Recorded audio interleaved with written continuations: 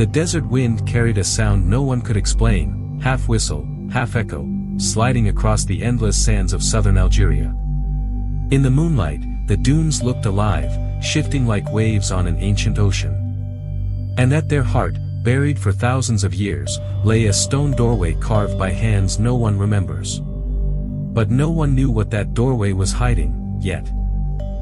For centuries, nomads whispered of a time when these sands were not deserts at all, but the center of a forgotten world.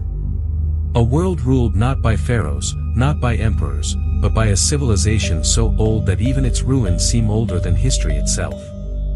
And those whispers carried one warning: never enter what the desert has chosen to bury. Hunters painted animals that vanished before Egypt was born, engineers carved symbols no scholar can decipher. And deep beneath the Sahara, something sleeps, something built long before the desert existed. Something that was never meant to be found again. And tonight, for the first time in generations, someone was about to open that ancient door. They had no idea what waited in the dark behind it.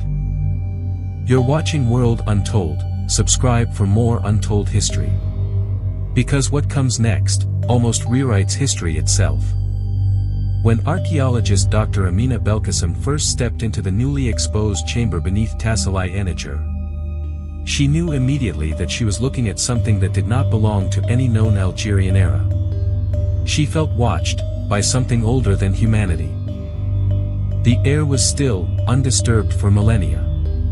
And the walls glowed faintly with ochre and charcoal, lines, spirals, and figures that seemed to move when the torchlight flickered. It was almost as if the paintings were alive. The paintings were older than the oldest dynasties of Egypt. Older, perhaps, than the Sahara itself. But how could art survive from a world that shouldn't have existed? For decades, scholars insisted that the Sahara's cave art, humans with unknown ornaments, animals long extinct, were the works of wandering tribes. But Amina saw a pattern that no tribe could create. Because patterns mean purpose, and purpose means civilization. In one panel, hunters chased cattle with curved horns identical to breeds found thousands of kilometers away. In another, figures stood around an enormous circular structure, something that looked like a city plan. But a city, in a place that was once an ocean of sand. Yet the most puzzling painting was at the chamber's far end. A group of people, taller than the rest, carried objects shaped like arcs of light, while others kneeled in front of them. Who were these giants, and why did people bow? The tall figures had faces almost erased by time, or maybe deliberately smudged long ago.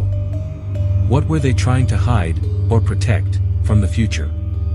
To understand, Amina traveled west into the Sahara Mountains, lands once crossed by the Tuareg, who have guarded their oral history for thousands of years. And their stories were far stranger than the paintings. One elder, Wali, spoke of an age when the Sahara grew green as a spring meadow.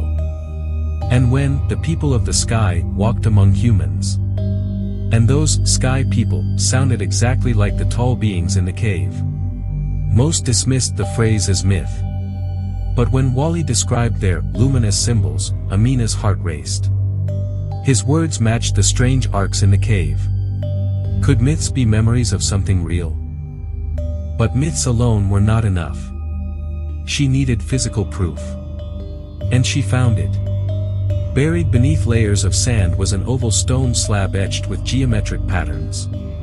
Concentric circles, triangles, pathways mapping an entire region. But the true shock came when she tested its age. The slab was nearly 9,000 years old, far older than the Sahara Desert as we know it today. If that date was correct, Algeria was once home to a vast culture capable of planning, engineering, communication. A civilization older than civilization. The symbols on the slab matched the glyphs in Tassili and carvings near the Algerian coast. It meant one thing. This was no isolated tribe, this was an empire. Amina's final discovery may be the most unsettling. Behind a collapsed wall, she found a sealed jar containing beads made from a mineral not native to Algeria. No one knows how it reached the region. Who were these people trading with, 9,000 years ago? Whatever society once flourished here was powerful, connected, and mysteriously erased. Did shifting climate destroy them? Did another empire conquer them?